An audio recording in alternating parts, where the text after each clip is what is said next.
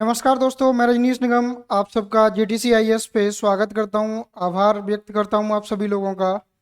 आशा करता हूं कि आप सब लोग खुश होंगे, खुशहाल होंगे, अपनी लाइफ को अच्छे से एंजॉय कर रहे होंगे। देखिए, आज का जो टॉपिक है आप लोगों के लिए बहुत बढ़िया है और ऐसा टॉपिक है जो हर एग्जाम में पूछा जाता है। ठीक है, तो सोचा है कि आज ना केवल इसका बेसिक इस तरीके से होता है। हम जो टॉपिक्स लेके चलेंगे ना टुकड़ों में, यानी छोटे छोटे फॉर्मेट में लेके चलेंगे, जैसे ना तो आपको दिक्कत हो, आप आसानी से देख सकें, उन टॉपिक्स को अच्छे से कर पाएं, इस तरीके से लेके चलेंगे। जैसा कि आप लोगों को यहाँ दिख रहा है, टॉपिक का नाम है क्या है, रेशियो एंड प्रोपोर्शन। इसको हिंदी में क्या बोलते हैं, हिंदी में हम क्या बोलते हैं जी, इसको हिंदी में बोलते हैं, इसको हम अनुपात तथा समानुपात। क्या बोलते हैं हम इसको, तो बोलते हैं अनुपात तथा समानुपात। ऐसा टॉपिक है जो हर एग्जाम में आपको क्वेश्चन देके जाएगा ही जाएगा, और ऐसा कोई भी चैप्टर नहीं होता जिसमें रेशियो प्रोपोर्शन का कंसेप्ट बना के उस चैप्टर से क्वेश्चन ना पूछा। तो ये बहुत इंपॉर्टेंट और बेसिक टॉपिक रहेगा। और जैसा कि आप लोगों को दिख रहा है, बहुत ही आसान तरीके से समझे, मतलब आसान से आसान तरीके से आपको बताऊंगा, कॉन्सेप्ट बताऊंगा, ट्रिक्स भी बताऊंगा, सब कुछ बताऊंगा मैं। ठीक है, तो चलिए ज़्यादा समय ना बर्बाद करते हुए आज सीधे से आ जाते हैं कि भाई हम रेशियो प्रोपोर्शन बनाएंगे। जैसे कि टॉपिक का नाम है रेशियो,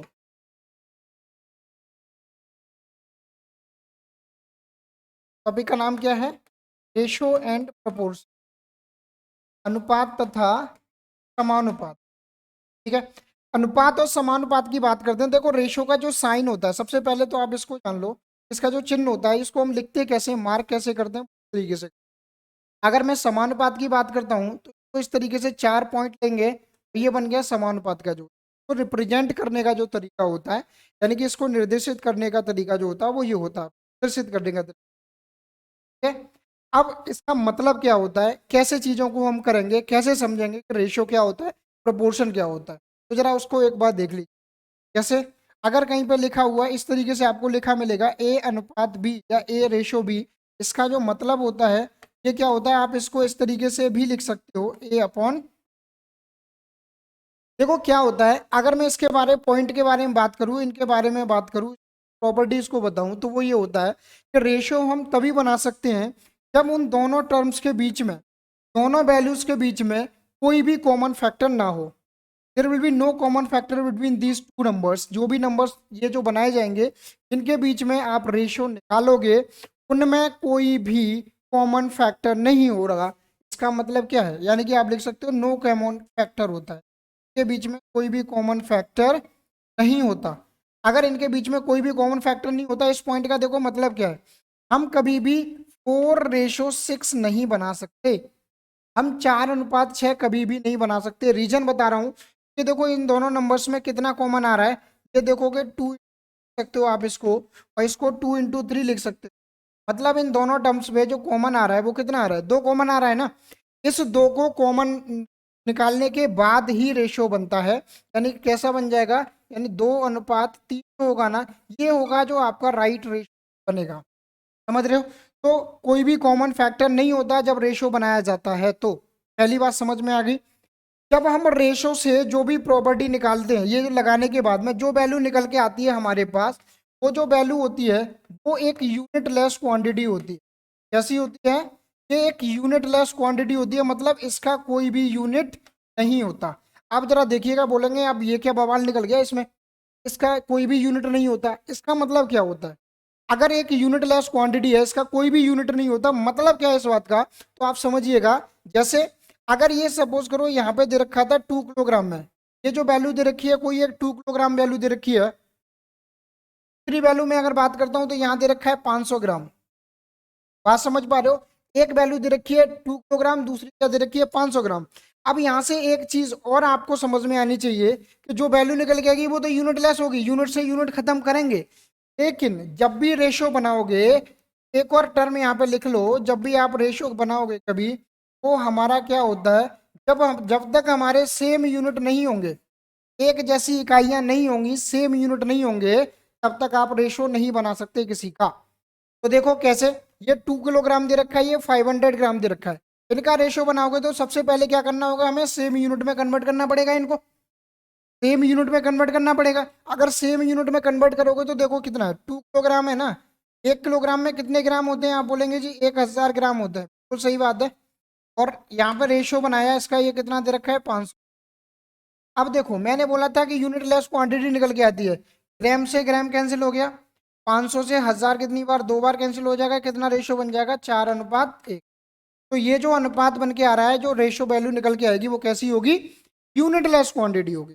बात समझ पा रहे हो ना। इस यूनिट लेस क्वांटिटी को आप किसी भी चीज से रिलेट कर सकते हो जिसका यूनिट दे रखा होगा, यूनिट को उससे रिलेट करके निकाल सकते हो, जहां से यूनिट वैल्यू को हम मेथड बोलते हैं, यूनिट वैल्यू मेथड भी बोलते हैं, जहां से निकाल पाओगे। तो ये है रेशो के बारे में कुछ बेसिक इंफॉर्मेशन जिनको हमें पता होना चाहिए। ठीक है, अब जरा आगे बढ़ते हैं। देखिए क्वेश्चन इस पे कैसा बनता है, इस तरीके से क्वेश्चन आपसे पूछा जाएगा। सबसे पहला और बेसिक क्वेश्चन आपके सामने देखो क्या बनेगा।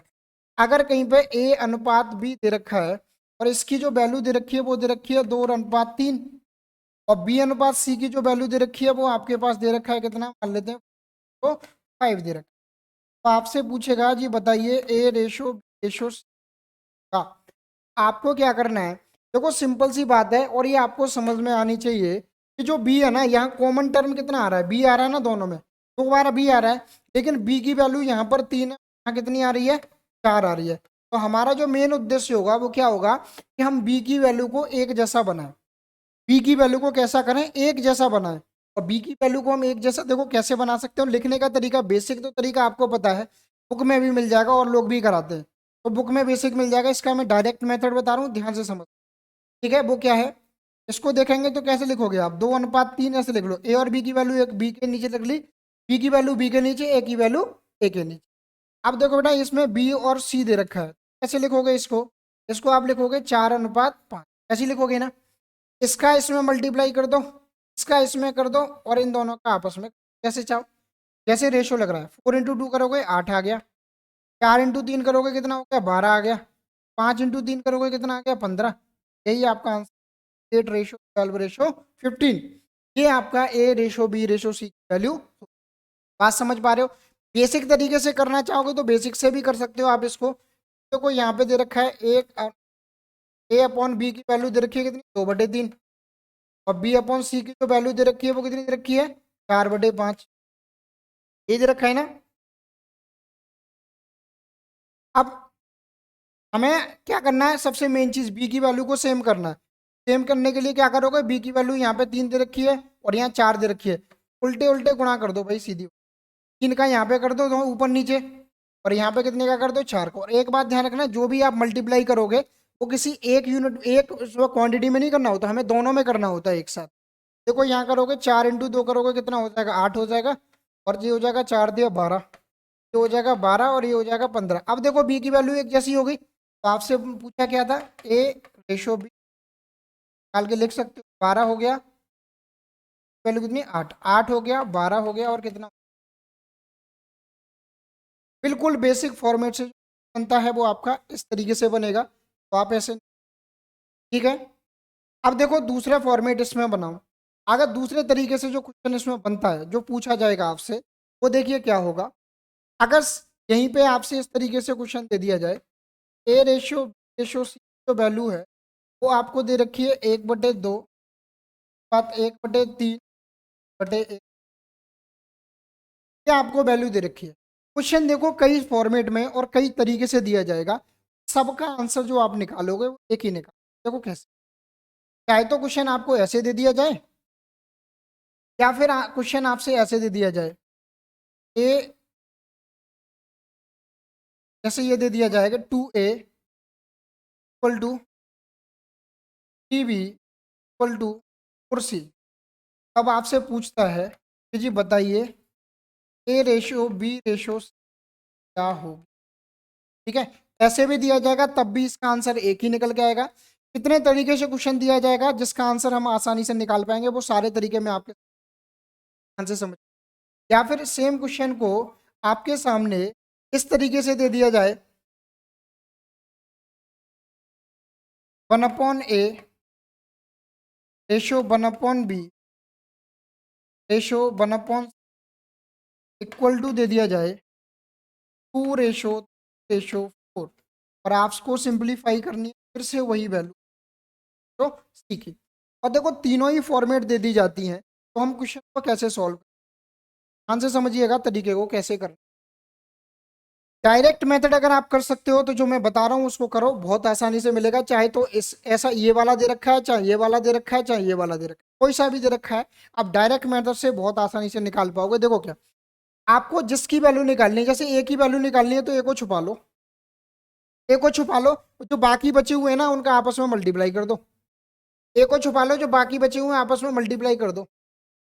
क्या करना है, जिसको वैल्यू निकालनी है उसको छुपा लो, ए की वैल्यू को छुपा लो, 4 × 3 करोगे कितना हो गया 12। ठीक है, ई की वैल्यू निकालनी है, छुपा लो, इन दोनों का आपस में कर दो, 4 × 2 कितना हो जाएगा 8। सी की निकालनी है, सी को छुपा लो, इन दोनों का आपस में मल्टीप्लाई कर दो।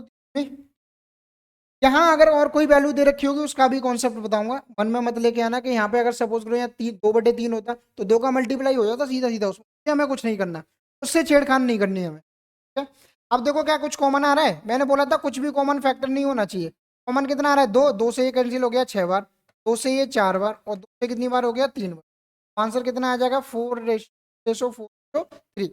चाहो तो आप इसको ऐसे भी करोगे, ए की वैल्यू निकालोगे, इन दोनों का आपस में मल्टीप्लाई, इसका निकालोगे, इन दोनों का आपस में मल्टीप्लाई, इसका निकालोगे, इन दोनों का आपस में मल्टीप्लाई। समझ रहे हो? इसी तरीके से सेम यहाँ पे ये निकालोगे, इन दोनों का आपस में, जिसको निकालनी है, जिसकी वैल्यू निकालनी है उसी को छुपा लो, आप आसानी से आंसर निकाल सकते हो। आ जाएगा 6:4:3। आप बहुत ही आसान तरीके से इनको समझ पा रहे हैं। ठीक है, तो अगर ऐसा कुछ तरीका दे रखा होगा तो अब भी आप आसानी से निकाल सकते हो। अगला फॉर्मेट में अगर आप लोगों के सामने लेके चलूँ बेसिक का ही, इसमें क्वेश्चन अगर आपसे पूछा जाता है, जैसे अगर कहीं पे ये वाली फॉर्मेट आपको दे दी जाती है कि ये लिखा हुआ है 2/a equal to 3/b equal to 4 और आपसे बोला जाता है कि जी बताइए ए रेशो है, या इसी फॉर्मेट को आपके सामने ऐसे बना के दे दिया जाता है a/2 इक्वल टू b/4 और आपसे बोला जाता है कि जी बताइए ए रेशो बी वैल्यू क्या। अब भी आप देखिएगा 1 सेकंड लगेगी, वैसे बेसिक तरीके से आपको सॉल्व करना है, कर सकते हो आप।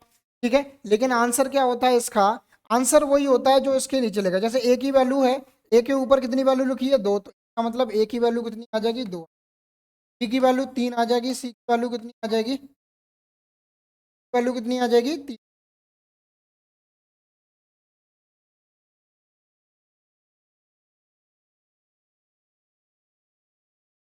बी की वैल्यू आ जाएगी कितनी 3, सी की वैल्यू आ जाएगी 4। सेम इसी तरीके से ए की वैल्यू कितनी हो जाएगी 2, बी की 3 और सी की जाएगी 4, तो आंसर कितना रेशो 3। तो जिसके नीचे वैल्यू होती है वो उसी की होती है, जो इसके ऊपर वैल्यू दे रखी है वो भी उसी की। बात समझ पा रहे होगे आई थिंक आप। तो अगर ऐसे फॉर्मेट दे जाएंगे तो भी आप आसानी से ऐसे क्वेश्चन सॉल्व कर सकते हैं। ठीक है, अगर आपके सामने अगला एक ऐसा फॉर्मेट दिया जाता है, अगर 4 डिजिट का दे दिया जाता है, जैसे सपोज करो ये दे दिया है a/b की वैल्यू दे रखी है आपको 2 और b/c जो वैल्यू दे रखी है वो दे रखी है आपको 6:7 और c/d की जो वैल्यू दे रखी है वो दे रखी है 40। ये आपके पास एक क्वेश्चन दे रखा है, अब आपसे बोला जाएगा कि जी बताइए इसमें हमारे पास 4 वेरिएबल हो चुके हैं, a/b/c वैल्यू, a/b/c की वैल्यू क्या। अगर ऐसा फॉर्मेट आपके सामने कहीं पे आ जाता है तो फिर देखो हम इसको, ठीक है, अगर 4 वेरिएबल का ऐसे चीजों को सॉल्व करने के लिए आपको क्या करना है, सबसे पहली चीज हमें क्या करना होगा, देखो बेसिक तरीका है, आप लोग करते रहिए, उससे पहले सी को सेम करिए, फिर बी को सेम करिए, और वहां पे उसके बाद में फिर आपको सॉल्व करना पड़ेगा। समझ रहे हो? तो यहाँ डबल वेरिएबल्स को सेम करना पड़ेगा और टाइम ज़्यादा लग जाएगा। यहाँ से देखो टाइम को कम लगेगा और आसानी से आप निकाल। सबसे पहले क्या निकालना है आपने, a/b/c निकालना है। ए के नीचे ए की वैल्यू, बी के नीचे बी की वैल्यू 3। अब देखो बी की वैल्यू कितनी है 6, के नीचे बी की वैल्यू, के नीचे सी की आ जाएगी 7। पहले इन दोनों को सेम सेम कर लें। अब देखो अगर ऐसी वैल्यू दे रखी है तो सेम करने का तरीका, हमारा काम क्या होता है, बी को एक जैसा बनाना है ना, और बी को एक जैसा बनाना है तो बी की वैल्यू यहाँ 3 है या 6, तो एक जैसी कब बन सकती है, हम यहाँ 2 का मल्टीप्लाई कर दें। पूरा हमें करने की जरूरत नहीं है, आप ऐसे भी कर सकते हो। तो हमने यहाँ 2 का मल्टीप्लाई यहाँ कर दिया, 2 का मल्टीप्लाई यहाँ, क्योंकि एक जगह नहीं करेंगे, रेशो दे रखा है। रेशो में अगर दो अगर वैल्यू दे रखी है तो दोनों जगह ही आपको मल्टीप्लाई करके चलना पड़ेगा, जैसे मैंने यहाँ पे किया है, दोनों जगह ही करना पड़ेगा आपको। कितना बन जाएगा जी, अब ये तो हो गया 4, ये कितना हो जाएगा 6 हो जाएगा, और ये भी 6, तो 6 यहाँ पे उतार लिया हमने, ये हो जाएगा 7। अब आंसर आ गया हमारे पास ए बी सी, को क्या हो गया 4:6, यही बन गया ना। अब मुझे अगर डी की भी वैल्यू निकालनी है, देखो डी की वैल्यू तो हमने यहाँ पे डी का रेशो और बना दिया, और डी का रेशो बना दिया, तो अब देखो यहाँ पे सी रेशो डी वैल्यू तो 7 दे रखी है, तो यहाँ कितना दे रखा है, अब आप बोलोगे जी 14 रेशो कितना है 3, यही है ना। अलग से पहले आपको जब 4 वेरिएबल दे रखे होंगे तो 3 वेरिएबल को पहले निकाल लेना है, चौथे वेरिएबल को आपको बाद में करना, ठीक है। तो देखो कितना हो जाएगा, अब देखो यहाँ पे सेम फॉर्मेट वही है, यहाँ 14 है, यहाँ पे 7 है, एक जैसा बनाना है ना सी के वैल्यू को, क्या कर ले हम इस पूरे में कितने का मल्टीप्लाई कर दें 2 का, और एक में नहीं होगा, पूरा रेशो दे रखा है तो पूरे में करेंगे हम, ध्यान रखना, ठीक है। तो जब पूरे में करेंगे तो कितना हो जाएगा, 4 दूनी 8 और 6 दूनी 12, 7 दूनी 14, तो 14 यहाँ पे है, तो ये हो जाएगा 3, कितना बन जाएगा आंसर 8:12:14:3। आप इजीली तरीके से निकाल सकते हैं। ये आज बेसिक था, बेसिक कॉन्सेप्ट था, बेसिक ट्रिक्स हमने अपनाई है इसके अंदर, जिससे हम रेशियो के बेसिक क्वेश्चन को बहुत आसानी से सॉल्व कर सकते हैं, ठीक है। आगे हम इसमें और भी आपको सामने लेके चल रहे हैं, जैसे कि ये तो बिल्कुल बेसिक बेसिक चीज़ों को आप इसी तरीके से सॉल्व कर सकते हैं, ठीक है। तो आगे वाले जो पार्ट आएगा इसका, उस पार्ट में आप देखेंगे कुछ क्वेश्चंस रहेंगे बेसिक के, उनको कैसे हमें सॉल्व करना होगा, और इसके जो टाइप्स होते हैं उनको कैसे करेंगे, टाइप्स ऑफ प्रोपोर्शन दे रखे होंगे वो कैसे करेंगे, बात समझ पा रहे हैं। तब तक के लिए आप सब लोग देखते रहिए JDC IAS, और चैनल को सब्सक्राइब कीजिए और शेयर कीजिए अपने दोस्तों को। और अगले पार्ट में जो भी आपको और भी चीज़ें चाहिए होंगी एक एक करके लेके आएंगे, जिसकी बेसिक चाहिए आपको मुझे बता दीजिएगा, बेसिक के साथ इसका करा दीजिए, मैं उसी का बेसिक आपको सामने, ठीक है। ये तो बिल्कुल बेसिक इसका हो गया, अगला पार्ट इसका आपको कल मिल जाएगा। तब तक के लिए धन्यवाद, जुड़े रहिए, मस्त रहिए।